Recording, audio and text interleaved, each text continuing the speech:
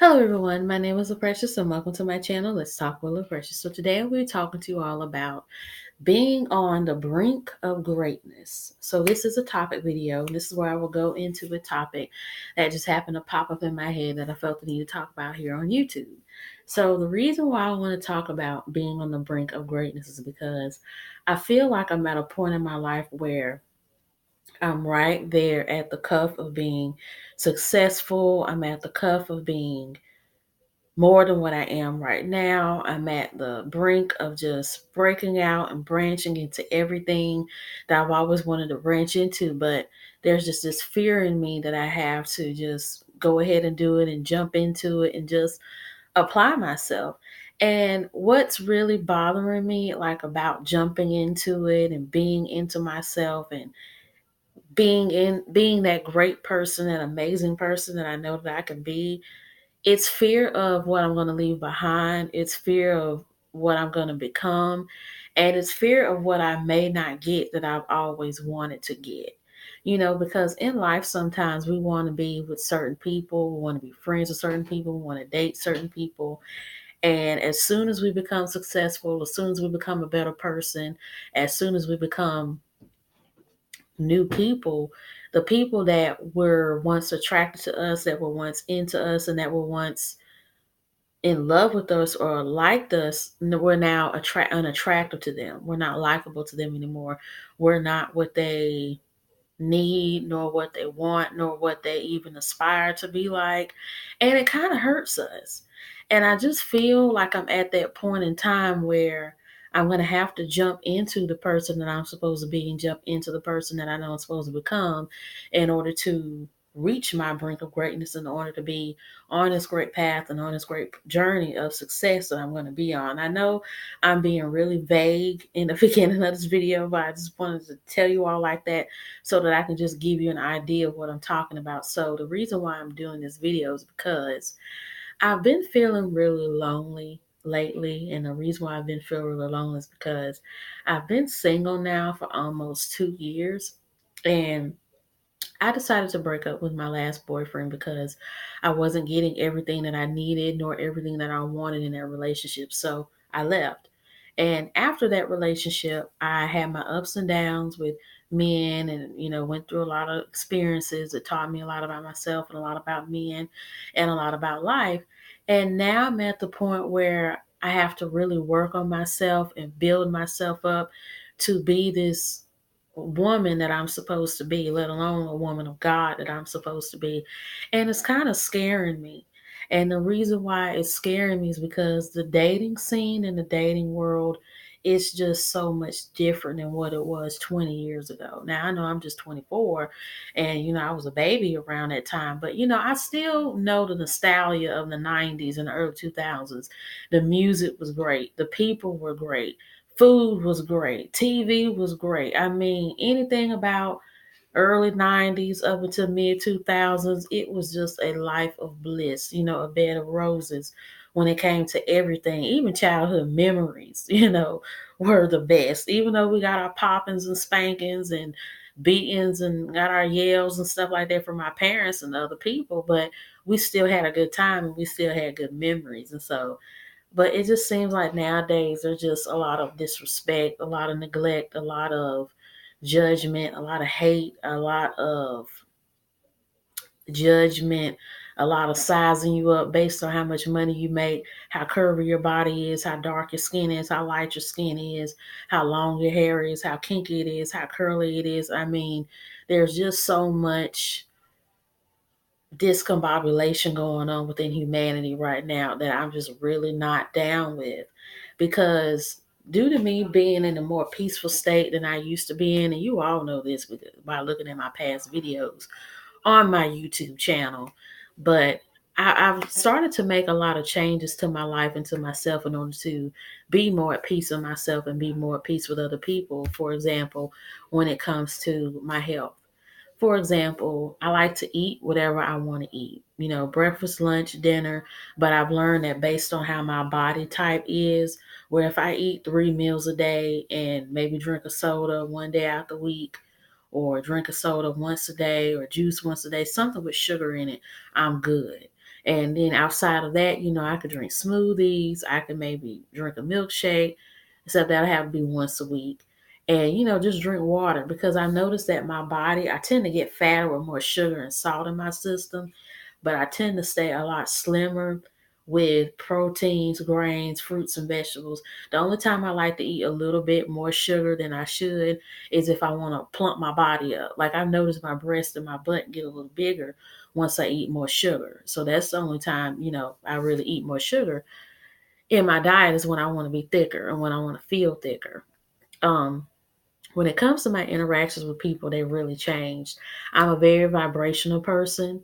I'm discerning. I pay attention to people's spirits and people's moods and attitudes.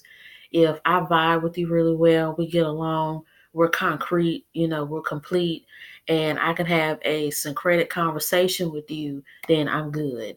But if I'm being kind to you, you're giving me attitude, you're giving me static, you're giving me fire, or you're just trying to you're just trying to blow out my fire of greatness, then you're not somebody I could deal with. You're not somebody I could fool with. You're not somebody that I could really be in tune with. And one thing that's not making sense to me is that you have people that will treat you like a dog. They will treat you like an enemy, and they will treat you like nothing.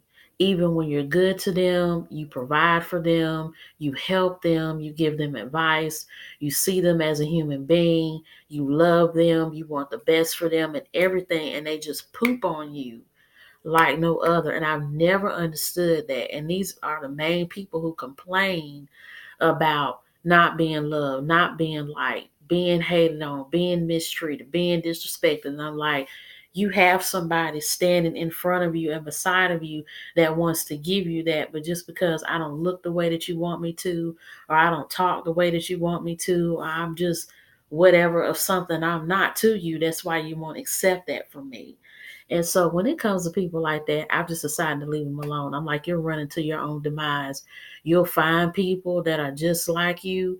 But all I know is that if you're that type of negative person where well, what you want and what you need is right in front of your face and you won't take it, you're somebody who doesn't take advantage of opportunities. You're somebody who doesn't take advantage of good knowledge, nor of nor of good fruit that somebody's trying to feed you to make you better and to make you feel better and to make you see the world in a better place. And some people, they just love being dysfunctional. They like being confused. They like being messy, and they just like having some stuff pop off or jump off all the time. And I just learned to stay away from people like that. Now, back when I was in middle school, I went to middle school in the ghetto. So, all that ratchetness and loud talking and being messy and talking to this dude and that dude and complaining about a teacher being racist and not liking you because they gave you F on the homework that you didn't do.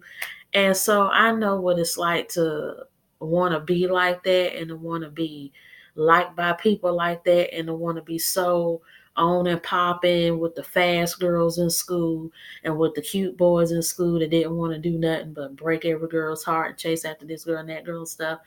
It's just not worth it, because when it's all said and done, when you're done with that lifestyle, you end up with nothing. You don't go anywhere, you don't be anything, and you just end up being a really jacked person. And the only way you can get out of that is if you become a new person and a better person, just leave all that trash and garbage behind. So that's what I just really learned about people. When it comes to music and TV, when with TV, I just only like to watch the news a little bit. I'm more of a person that's into different cultures and different types of music, different types of food, different mindsets and different perspectives. And that's what keeps me at peace, and that's what keeps me calm, and that's what keeps me in tune with positivity.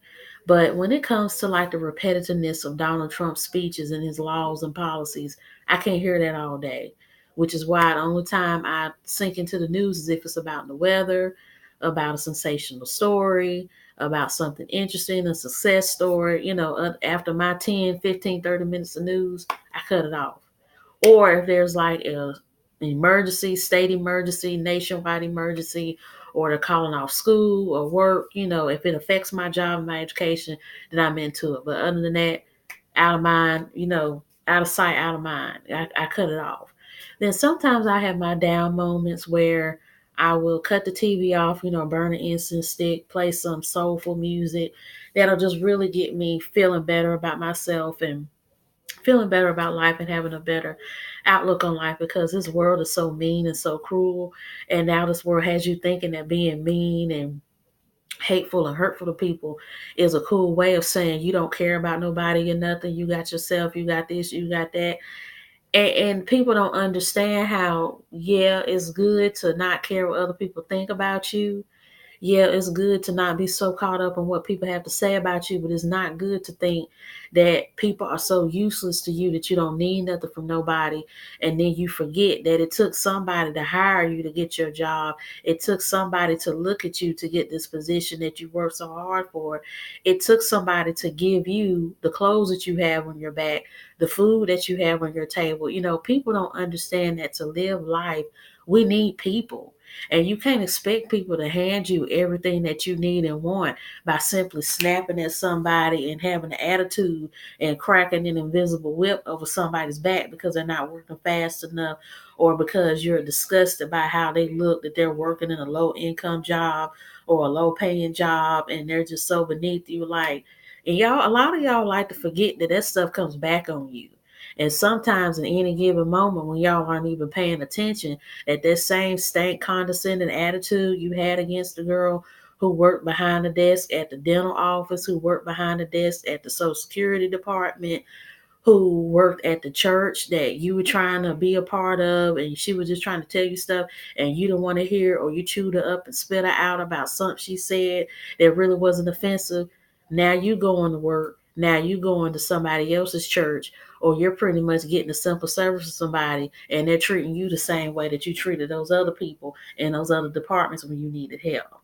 And see, we fail to realize that as human beings, we live in a cycle. We live in a recyclable cycle. Everything that moves forward, it comes back. It's like, even though in life we can move to different areas, we don't have to move and be in the same space like the little mouse that be on the little spinning wheel. He's going, going, going, but not going anywhere.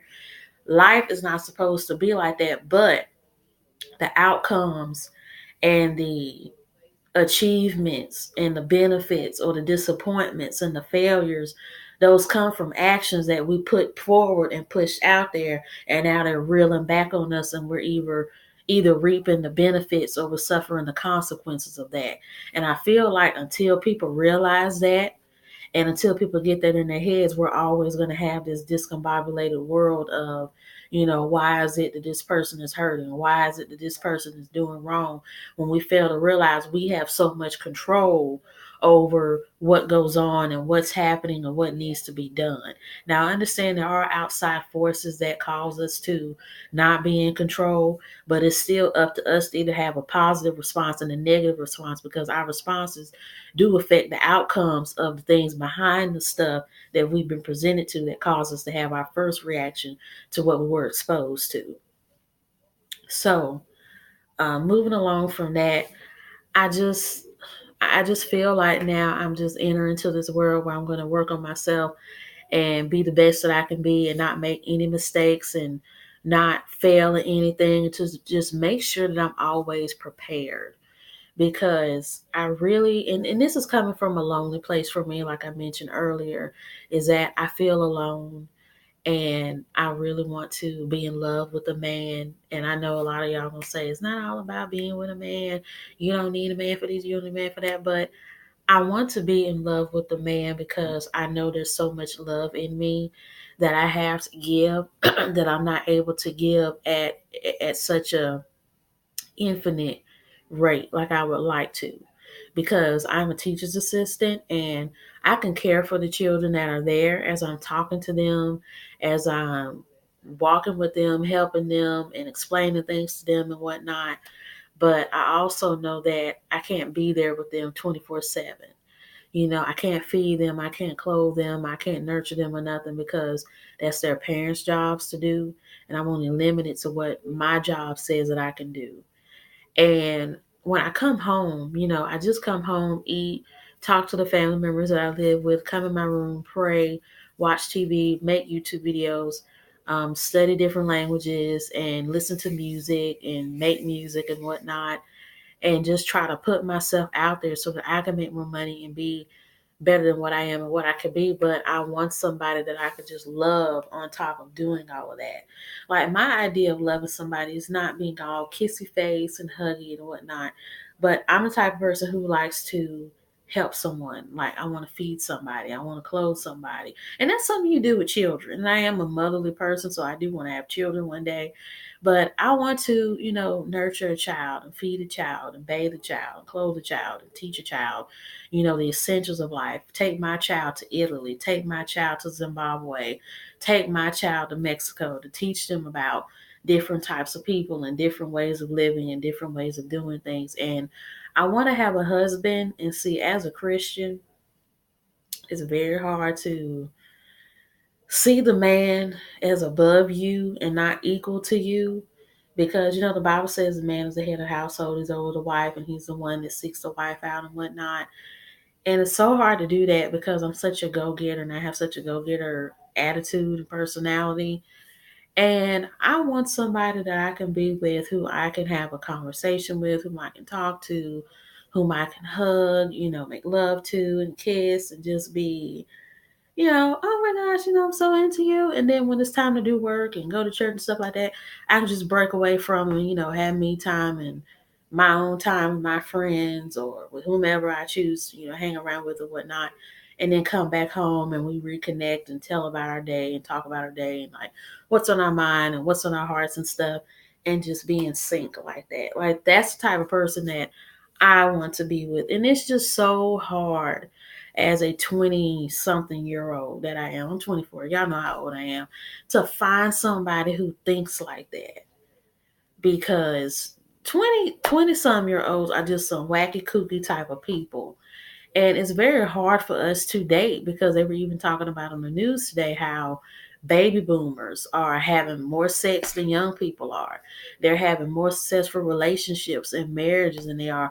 And I've actually thought about dating older men, because I remember like back I remember a few years ago I used to have a lot of older men interested in me, especially whenever I would put makeup on and different wigs on and different looks. And I noticed I was getting more attention from older men than I was from men my own age.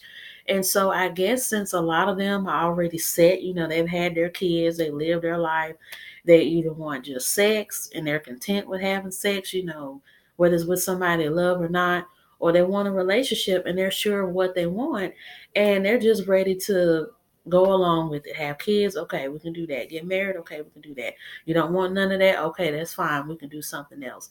And I think that's the demographic that I need to go after, because these 20 some year olds, I'm just sick of it. And it's even trickling into the 30 some year olds that it's just amazing to me how so many men in that age bracket just don't know what they want, and they're just so picky and just so confused and just so unsure of themselves.